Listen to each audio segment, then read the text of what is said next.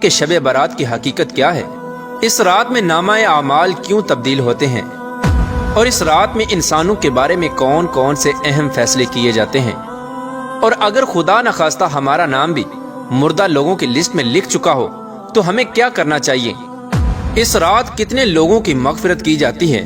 اور اس رات کون سے وہ بدبخت لوگ ہیں جن کی مغفرت نہیں کی جاتی،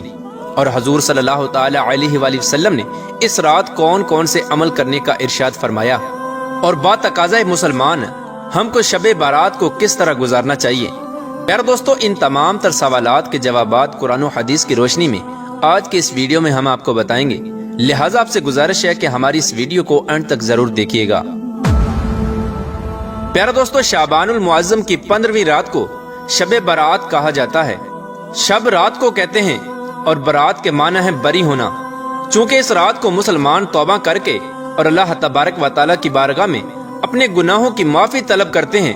اور اللہ تبارک و تعالیٰ کی بارگاہ میں اپنے گناہوں کو چھوڑنے کا عہد کرتے ہیں، تو اللہ تبارک و تعالیٰ اپنی رحمت کے صدقے بے شمار مسلمانوں کو جہنم سے نجات دیتا ہے، اس لیے اس رات کو شب برات کہتے ہیں۔ حضرت عطا بن یسار رضی اللہ تعالی عنہ بیان فرماتے ہیں کہ لیلۃ القدر کے بعد شعبان کی 15ویں رات سب سے افضل رات ہے۔ پیارے دوستو، آپ کو بتاتے چلیں کہ شب برات فرشتوں کے لیے اللہ تبارک و تعالی نے عید کا دن مقرر کیا ہے، جس طرح کہ اللہ تبارک و تعالی نے زمین پر رہنے والے انسانوں کو 2 عیدیں عطا فرمائیں، اسی طرح اللہ تبارک و تعالی نے آسمان والوں کے لیے بھی 2 عیدیں مقرر کر رکھی ہیں، ایک شب برات اور دوسری شب قدر۔ انسان چونکہ یہ دونوں عیدیں دن میں مناتے ہیں، جبکہ فرشتے یہ دونوں عیدیں رات کو مناتے ہیں۔ اللہ تبارک و تعالی نے ان دونوں راتوں کو فرشتوں کے لیے عید اس لیے مقرر کیا کیونکہ انسان رات کو سو جاتا ہے، جبکہ فرشتے رات کو سوتے نہیں، وہ ہر وقت اللہ تبارک و تعالی کی عبادت میں مصروف رہتے ہیں۔ پیارے دوستو، شب برات کے متعلق اللہ تبارک و تعالی قرآن پاک میں ارشاد فرماتا ہے،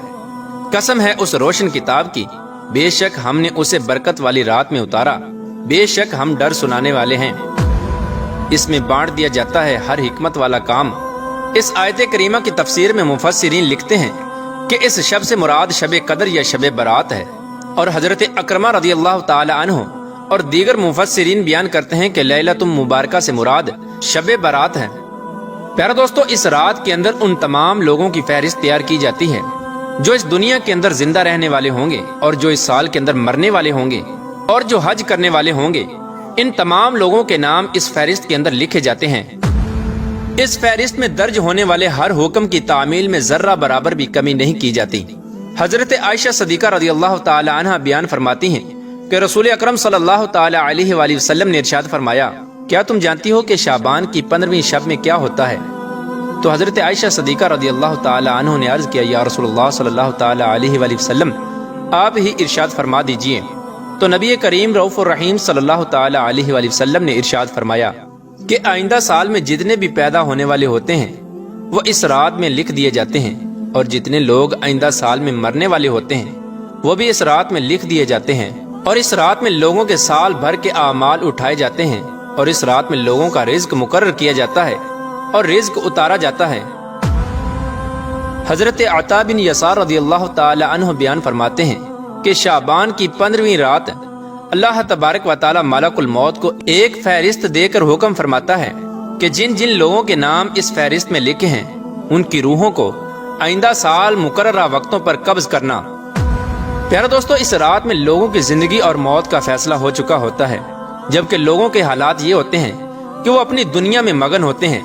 کوئی اپنا بینک بیلنس بڑھانے کے چکر میں لگا ہوتا ہے، تو کوئی اپنی کوٹھی اور بنگلہ تیار کرنے کی کوشش میں لگا ہوتا ہے، تو کوئی اپنی شادیوں کی تیاریوں میں لگا ہوتا ہے، جبکہ وہ یہ نہیں جانتا کہ اس کا نام مردہ لوگوں کی لسٹ میں لکھا جا چکا ہے۔ حضرت عثمان بن محمد رضی اللہ تعالی عنہ سے مروی ہے کہ سرور کائنات حضرت محمد مصطفیٰ صلی اللہ تعالی علیہ وآلہ وسلم نے ارشاد فرمایا کہ ایک شعبان سے دوسرے شعبان تک لوگوں کی زندگی منقطع کرنے کا وقت اس رات میں لکھا جاتا ہے، یہاں تک کہ انسان شادی بیاہ کرتا ہے اور اس کے بچے پیدا ہوتے ہیں، حالانکہ اس کا نام مردوں کی فہرست میں لکھا جا چکا ہوتا ہے۔ پیارا دوستو، شب برات کی ایک بہت بڑی خصوصیت یہ بھی ہے کہ اس رات میں اللہ تبارک و تعالی بے شمار لوگوں کی بخشش فرماتا ہے، جیسا کہ حضرت عائشہ صدیقہ رضی اللہ تعالی عنہ بیان فرماتی ہیں کہ ایک رات میں نے حضور اکرم صلی اللہ تعالی علیہ وآلہ وسلم کو اپنے پاس نہ پایا تو میں آپ کی تلاش میں نکلی۔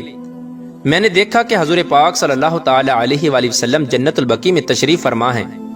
اور آپ صلی اللہ تعالی علیہ وآلہ وسلم نے فرمایا، کیا تمہیں یہ خوف ہے کہ اللہ تبارک و تعالی اور اس کا رسول تمہارے ساتھ زیادتی کریں گے؟ میں نے عرض کیا، یا رسول اللہ صلی اللہ تعالی علیہ وآلہ وسلم،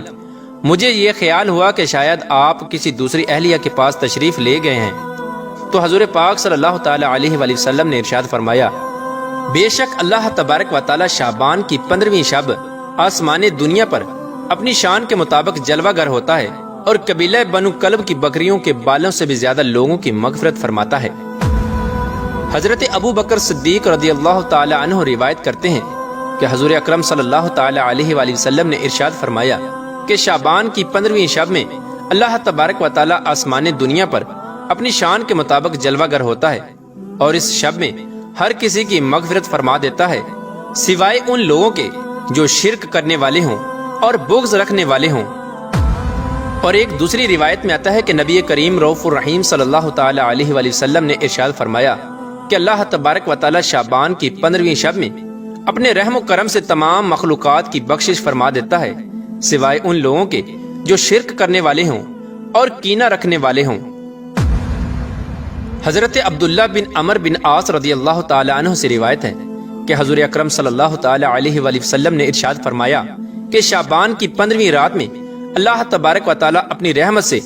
2 شخصوں کے علاوہ سب لوگوں کی مغفرت فرما دیتا ہے، ایک وہ شخص جو کینہ رکھنے والا ہو اور دوسرا وہ شخص جو کسی کو ناحق قتل کرنے والا ہو۔ پیارا دوستو، شب برات میں فرشتوں کو بعض امور دیے جاتے ہیں، اور شب برات ایک ایسی رات ہے جس میں اللہ تبارک و تعالی مسلمانوں کی مغفرت فرماتا ہے اور دعاؤں کو قبول کرتا ہے، جیسا کہ حضرت عثمان رضی اللہ تعالی عنہ روایت کرتے ہیں کہ حضور اکرم صلی اللہ تعالی علیہ وآلہ وسلم نے ارشاد فرمایا، جب شعبان کی 15ویں شب آتی ہے تو اللہ تبارک و تعالی کی طرف سے یہ اعلان ہوتا ہے کوئی مغفرت طلب کرنے والا کہ اس کے گناہ بخش دوں، ہے کوئی مجھ سے معافی مانگنے والا کہ اسے عطا کروں۔ اس وقت اللہ تبارک و تعالی سے جو مانگا جائے وہ ملتا ہے، وہ سب کی دعا قبول فرماتا ہے سوائے بدکار عورت اور مشرک شخص کے۔ حضرت علی رضی اللہ تعالی عنہ سے روایت ہے کہ غیب بتانے والے آقا و مولا حضرت محمد مصطفیٰ صلی اللہ تعالی علیہ وآلہ وسلم نے ارشاد فرمایا، جب شعبان کی 15ویں رات آتی ہے تو رات کو قیام کرو اور دن کو روزہ رکھو، کیونکہ غروب آفتاب کے وقت سے ہی اللہ تبارک و تعالی کی رحمت آسمان دنیا پر نازل ہو جاتی ہے، اور اللہ تبارک و تعالی ارشاد فرماتا ہے کوئی مغفرت طلب کرنے والا کہ میں اس کو بخش دوں، ہے کوئی رزق مانگنے والا